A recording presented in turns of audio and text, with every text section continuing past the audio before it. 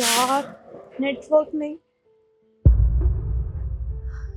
Issue, तू यहाँ पे क्या कर रही है? सिद्धि, तू यहाँ कैसे? बड़े दिन बाद मिली है, कैसी है तू? मैं तो बहुत अच्छी हूँ। तू बता, तूने क्या हालत बना रखी है? ये मांग में सिंदूर, गले में मंगलसूत्र, तेरी शादी वादी हुई है क्या? हाँ रिद्धि, यहाँ मेरी शादी हुई है। ये मेरा ससुराल ही है। इस गांव में शादी की है तूने? तेरे को यही जगह मिली थी शादी करने के लिए? स्कूल में तो बड़ा बोलती थी कि मैं बहुत अच्छे इंसान से शादी करूंगी। मुझे तो देख के ऐसा लग रहा है कि तुम्हारी तो हालत ही बहुत ज्यादा बेकार है। तू ये सब छोड़ना, तू मुझे ये बता, तू यहाँ क्या कर रही है? वो एक्चुअली प्रॉपर्टी के काम से आई थी यहाँ पर। बस थोड़ी देर में चली जाऊंगी। वो सडन तू मिल गई इसलिए मैंने तुझसे हाय हेलो कर लिया। अरे तो ये तो अच्छी बात है ना। चल ना अंदर, मैं तेरे लिए चाय बनाती हूँ। नहीं, मुझे तेरे घर की चाय नहीं पीनी, क्योंकि तुझे पता है ना मैं इतने अनहाइजीनिक घर में नहीं रहती। हमारे शहर में ना ऐसे टॉयलेट्स भी नहीं होते हैं जैसे तेरा घर है। सिद्धि, मैं समझ सकती हूँ शहर में ऐसे घर नहीं होते हैं, लेकिन मेरा घर ना बिल्कुल साफ है। मैं खुद सफाई करती हूँ, तुझे कहीं भी गंदगी नहीं मिलेगी। तू चल तो सही। चल ठीक है, तू इतना कह रही है तो मैं चल लेती हूँ। चलो।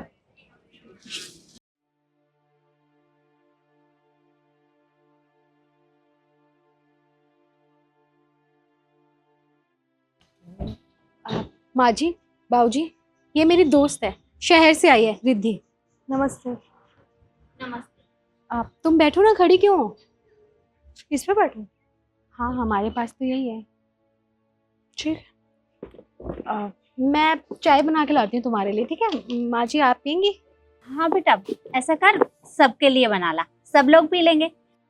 ठीक है, आप लोग बातें कीजिए, मैं चाय बना के लाती हूँ। एक मिनट। हाँ, तेरे घर में कॉफी नहीं है क्या? क्योंकि मैं चाय नहीं पीती। रिद्धि, गांव में सब चाय पीते हैं, तो हमारे पास तो सिर्फ चाय है, कॉफी नहीं है। हाँ, मैं भूल गई थी कि मैं गांव में आई हूँ। ठीक है, चाय ले आती। बेटा शहर में कितने दिन हो गए रहते हैं? अंकल जी, मेरा तो बचपन ही शहर में गुजरा है। मेरी तो पढ़ाई लिखाई पैदाइशी वहीं की है। वैसे कौन कौन है तुम्हारे घर में? आंटी जी सब है, सास ससुर मेरे पति, सब लोग हैं। तो सब लोग एक साथ ही रहते होंगे। नहीं आंटी जी, अरे मैं शहर में रहती हूँ, गांव में थोड़ी रहती हूँ। शहर में कोई सास ससुर साथ थोड़ी रहते हैं, वो अपना गांव में रहते हैं। बाय द वे, हम हर महीने उन्हें 2 लाख रुपए तो भिजवा ही देते हैं, आराम से उनका खर्चा चल जाता है। अरे हाँ, मैं आपको एक बात तो बताना ही भूल गई। मैं एक ना प्रॉपर्टी के सिलसिले से आई थी यहाँ पर। मैं आपको वो प्रॉपर्टी दिखाती हूँ, पूरे 4 करोड़ की है। 1 मिनट,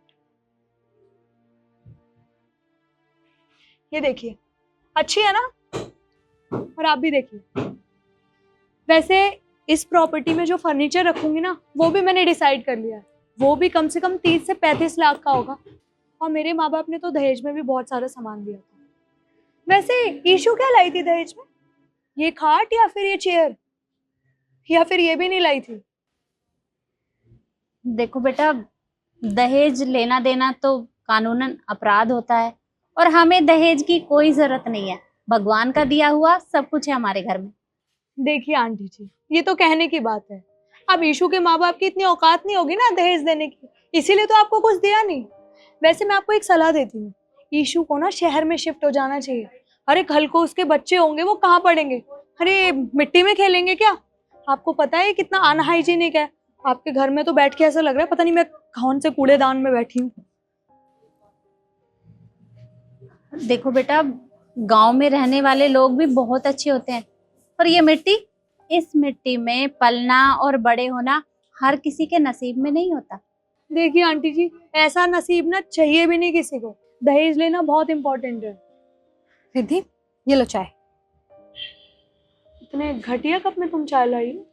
रिद्धि, हमारे पास तो यही है, और हमारे लिए तो ये कप बहुत अच्छे हैं, पी लो ना।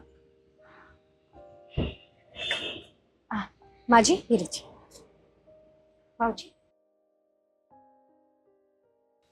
अरे ये भी आ गए।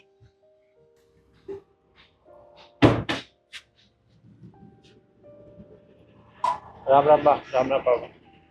राम राम। कैसा रहा आपका आज का दिन? दिन तो बहुत अच्छा रहा, खेत पर काम बहुत ज्यादा था आज। वो खेत में खाद डाल दी? खाद डाल दिया, और जो दवाई मंगाई थी ना कीटनाशक, वो भी डाल दिए मैंने। और बेटा वो पैसे रखे हैं घर में, एक काम कर उन्हें बैंक में जमा करवा के आ जा। आपको पता तो है खेत का कितना काम है, खेत में लगा रहता हूँ सारा दिन, टाइम नहीं मिलता। शहर जाऊंगा तो पैसे ले जाऊंगा, बैंक में जमा करा दूंगा। ठीक है बेटा। आप इससे मिलिए, ये रिद्धि मेरी स्कूल की दोस्त है, शहर से आई है। नमस्ते जी। नमस्ते। ठीक है, आप हाथ मुंह धो लीजिए, मैं खाना लगाती हूँ।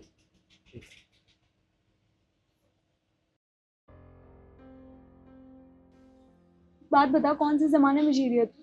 एक तो तूने मांग में सिंदूर भर रखा है, गले में मंगलसूत्र। अरे शादी तो मेरी भी हो रखी है, पर मैंने तो नहीं लगाया हुआ सिंदूर। बाय द वे, आजकल पति के पैर कौन छूता है? पुराने जमाने में जी रही है क्या? क्यों रिद्धि, मैंने अपने पति के पैर छुए हैं तो इसमें दिक्कत ही क्या है? और वैसे भी वो मेरी इज्जत करते हैं, मुझसे प्यार करते हैं, बदले में अगर मैं उनकी इज्जत कर लूँगी या उनसे प्यार कर लूँगी तो दिक्कत ही क्या है? तुझे पता है वो पूरे घर को संभालते हैं, मेरा ख्याल रखते हैं, माँ जी का ख्याल रखते हैं, बाबूजी का ख्याल रखते हैं, तो क्या मैं उनका ख्याल नहीं रख सकती? मैं उनकी इज्जत नहीं कर सकती? अरे रहने दे ईशु, ये सब कहने की बातें होती है। पतियों को ना कंट्रोल में करके रखना चाहिए। अरे पैर वैर छू रही है तू, सर पे चढ़ के नाचने लगेगा। रिद्धि ये सब शहर में होता होगा, गांव में ये सब कुछ नहीं होता। और कंट्रोल करने की बात ही क्या है? तू एक काम कर, अपने पति को कॉल लगा और अपनी लैंग्वेज में बोलना कि बेबी आज मेरा ना आपके साथ लंच करने का बहुत मन है, तो मूवी चलते हैं, उसके बाद लंच करने चलेंगे। मिला कॉल? हाँ ठीक है, बोल दूंगी, इसमें क्या बड़ी बात है, मना थोड़ी करेंगे मुझे।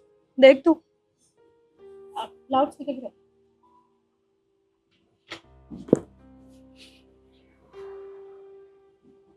हेलो। हाँ। मैं ये कह रही थी कि ये प्रॉपर्टी के काम से मैं थोड़ी देर में फ्री हो जाऊंगी, तो हम लोग आज मूवी देखने चले। क्या तुम्हारा दिमाग खराब है? मैं यहाँ काम से आया हूँ और तुम्हें घूमने की लगी है? दोबारा मेरे पास फोन मत कर देना, रखो। क्या हुआ रिद्धि, तुम तो कह रही थी तुम्हारा पति तुमसे बहुत प्यार करता है और तुम्हें मना नहीं करेगा, और मुझे समझा रही थी अपने पति को कंट्रोल में करके रखना चाहिए, और खुद तुमने क्या किया हुआ है? एक्चुअल में इसे कहते हैं कंट्रोल में करके रखना। अगर यही तुम इसकी जगह तुम उनसे प्यार से बात करती ना, उन्हें प्यार से करती, उन्हें वो इज्जत देती जो मैं अपने पति को देती हूँ, तो शायद वो तुझसे इस तरीके से बात नहीं करते। अरे मैं मानती हूँ शहर में सुख सुविधा बहुत है, लेकिन वहाँ पे सुकून नहीं है, और गाँव में सुख सुविधा थोड़ी कम है लेकिन सुकून बहुत है। तुझे पता है परिवार के साथ रहने में जो सुकून मिलता है ना, वो अकेले या अपने पति के साथ रहने में नहीं मिलता। अरे कल को हमें बहुत सी चीज़ों की ज़रूरत होती है जहाँ पे हमारा परिवार काम आता है, हमारे दोस्त यार कोई काम नहीं आता। रिद्धि ईशु, तू बिल्कुल ठीक कह रही है, मुझे सच में ऐसा परिवार नहीं मिला। और मुझे तो ऐसा लगता है कि परिवार बनाना लड़कियों के हाथ में होता है, वो परिवार बना भी सकती है और बिगाड़ भी सकती है। और मैंने अपना परिवार कभी बनाया ही नहीं।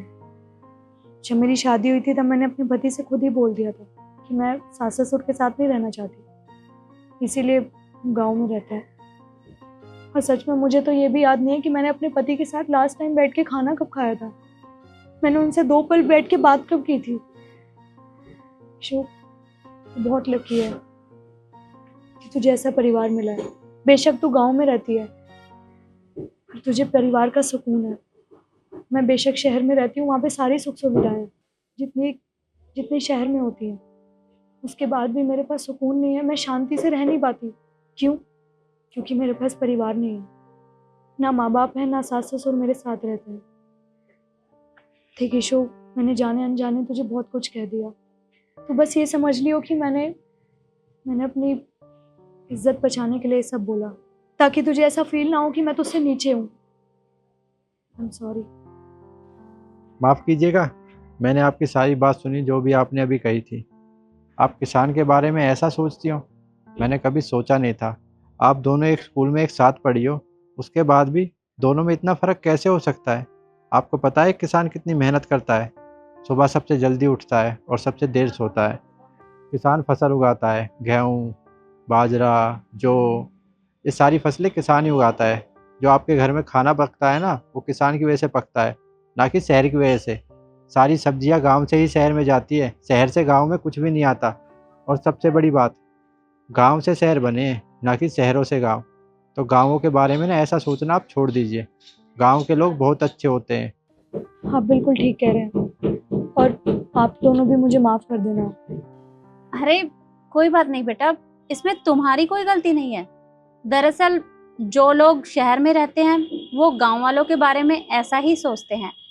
पर तुम पूछ रही थी ना कि आप लोगों को दहेज में क्या मिला है। अरे दहेज में मिली है हमें इतनी संस्कारी बहू, जो एक बेटी की तरह हमारा ध्यान रखती है।